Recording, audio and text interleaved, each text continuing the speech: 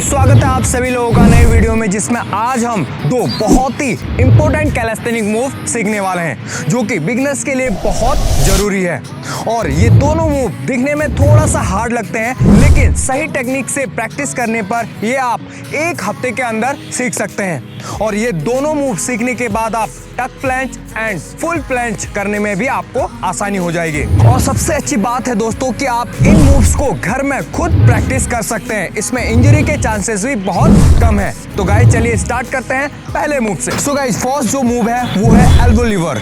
Practice start करने से पहले आपको रिस्ट, शोल्डर और कोर को अच्छे से वार्म अप करना बहुत जरूरी है, क्योंकि बैलेंस करने के लिए आपको बॉडी का वार्म अप होना बहुत जरूरी है। इसलिए सबसे पहले हम रिस्ट को reverse, press, hold, outside and front side rotation. Second shoulder press,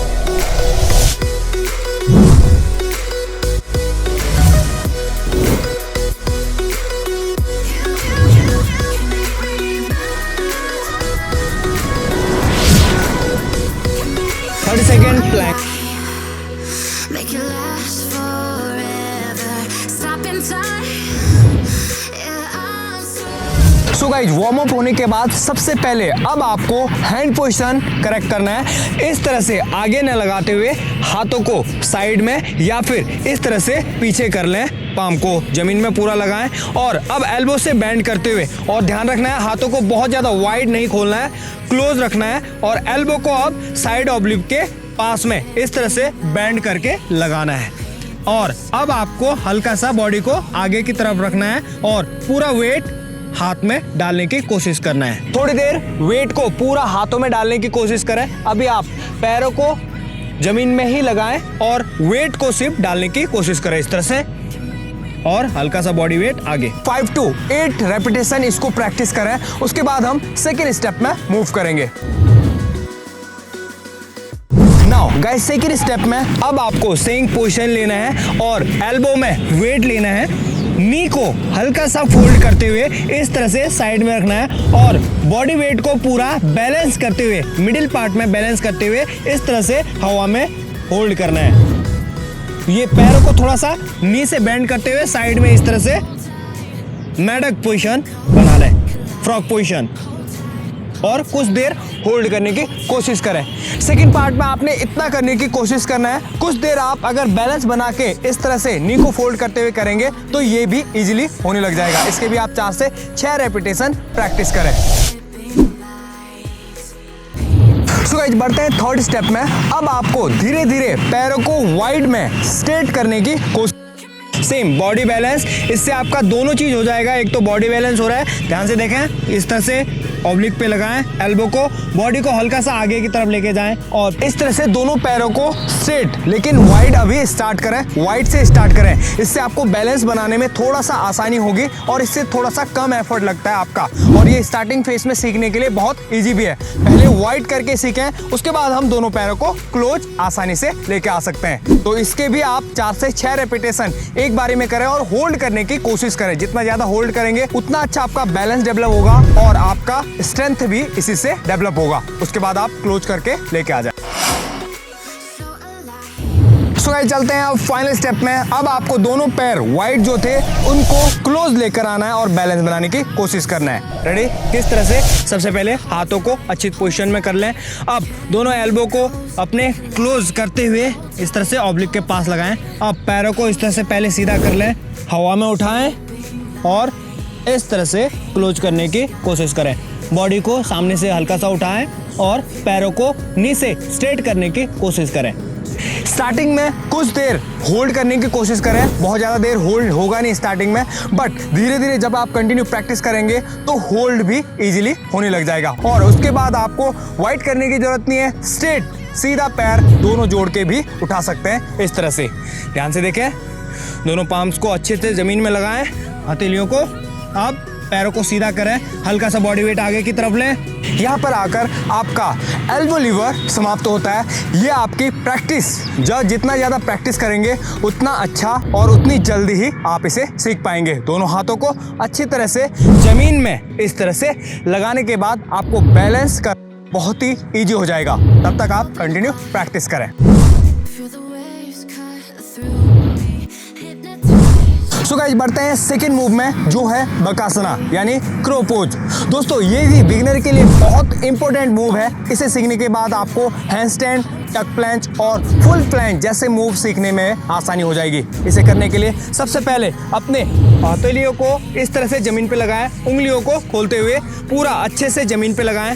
अब आपको क्या करना है, हिप को ऊपर की तरफ उठाते हुए कोर को टाइट रखते हुए इस तरह से आगे की तरफ जाना है। बॉडी वेट को दोनों हाथों में रखना है और कुछ देर होल्ड करने की कोशिश करना है। ध्यान से देखें, हाथों को बाहर की तरफ या हल्का सा पीछे की तरफ निकाल सकते हैं आप। अब हिप को ऊपर की तरफ उठाना है, बॉडी वेट को आगे की तरफ ले जाना है, कोर को टाइट रखना है और हाथों में वेट को डालने की कोशिश करना है। कुछ देर होल्ड करें। इस तरह से इसके आपने 4 से 6 रेपिटेशन एक सेट में करने हैं।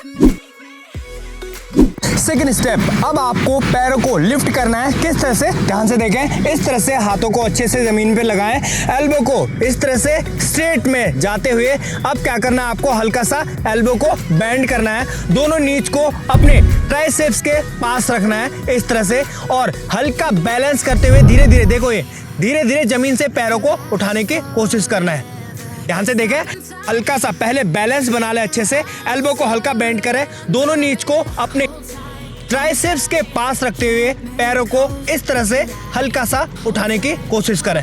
पहले धीरे धीरे उठाने की कोशिश करें, फिर इसका ड्यूरेशन इंप्रूव करें, मतलब 5 सेकेंड, 8 सेकेंड, 10 सेकेंड और 15 सेकेंड तक जब आप पहुंच जाएंगे उसके बाद हम थर्ड स्टेप में मूव करेंगे। सो गाइस थर्ड स्टेप में बढ़ते हैं। आपको एल्बो को स्ट्रेट रखते हुए बैलेंस करने की प्रैक्टिस करना है, लेकिन किस तरह से, ध्यान से देखें, आपको इजी हो इसलिए सिंपल तरीका बता रहा हूं। अपने हाथों को अच्छे से जमीन पे लगाएं इस तरह से। अब आपको क्या करना है, यहाँ पर इस तरह से अच्छे से लगाते हुए एक पैर को स्ट्रेट रखना है, दूसरे पैर को इस तरह से ट्राइसेप में रखना है और बैलेंस बनाने की कोशिश करना है। ध्यान से देखें, होल्ड करें कुछ देर। अब इस पैर को जमीन में लगा लें और दूसरे पैर को ट्राइसेप में रखते हुए इस तरह से बारी बारी से पहले लेफ्ट फिर राइट लेग को ऊपर, ट्राइसेप जितना ऊपर हो सकता है उतना ऊपर लगाएं और 8 to 10 सेकेंड होल्ड करें। उसके बाद लेग को चेंज करते हुए रेपिटेशन को कंटिन्यू प्रैक्टिस करें। जब आपका अच्छी तरह से बैलेंस होने लग जाए उसके बाद आपने धीरे धीरे दोनों पैरों को ऊपर उठाने की कोशिश करना है। Final step. सो गाइस चलते हैं फाइनल स्टेप, जहां आपको दोनों पैरों को एक साथ लिफ्ट करना है, सीधा स्ट्रेट हैंड रखते हुए। ध्यान से देखें, सबसे पहले हाथों को इस तरह से अच्छे से प्लेस कर लें, बॉडी को बैलेंस इस तरह से आगे आ जाएं और दोनों नीज को हाथों के जितना ऊपर लगा सकते हो उतना ऊपर लगाएं और इस तरह से आगे वेट लेके जाएं और होल्ड करते हुए इस तरह से धीरे धीरे ऊपर लेके जाएं और थोड़ी देर होल्ड करने की कोशिश करें और इसके रेपिटेशन करें। स्टार्टिंग में थोड़ी देर होल्ड करें, फिर डाउन हो जाए, फिर दोबारा से होल्ड करें और डाउन हो जाए। इस तरह से डाउन हो जाना है। जब आप कुछ दिन इसे रेपिटेशन में करेंगे तो आपका जो स्ट्रेंथ है और बैलेंस है अच्छे से इंप्रूव हो जाएगा। उसके बाद इजीली आप जितनी देर जितनी मर्जी आप होल्ड कर सकते हैं। सो गाइस फाइनल आपका मूव, दोनों हाथों को इस तरह से अच्छे से प्लेस करें और बॉडी को बैलेंस करते हुए इस तरह से दोनों पैरों को ऊपर उठाना है। का क्रो पोज समाप्त होता है। इसकी प्रैक्टिस आपको कंटिन्यू प्रैक्टिस करना है और रेपिटेशन में प्रैक्टिस करना है, जिससे आपका स्ट्रेंथ और बैलेंस दोनों एक साथ इंप्रूव होगा। सो गाइस आई होप आपको वीडियो पसंद आया होगा और अगर आपको वीडियो पसंद आया तो एक लाइक जरूर करें। अगर आपका कोई भी क्वेश्चन है तो क्वेश्चन आप कमेंट बॉक्स में पूछ सकते हैं। इसके बाद हम टक प्लैंच और फुल प्लैंच की ट्यूटोरियल बनाने की कोशिश करेंगे। तब तक आप ये जरूर सीखें, ये सीखने के बाद ही आपको वो ईजी हो जाएगा सीखने में। चैनल पर नए हैं तो चैनल को जल्दी से सब्सक्राइब कर लें, बेल आइकन दबाना ना भूलें ताकि ऐसे मिस ना हो। वीडियो देखने के लिए और हमारे साथ बने रहने के लिए थैंक यू, बाय बाय।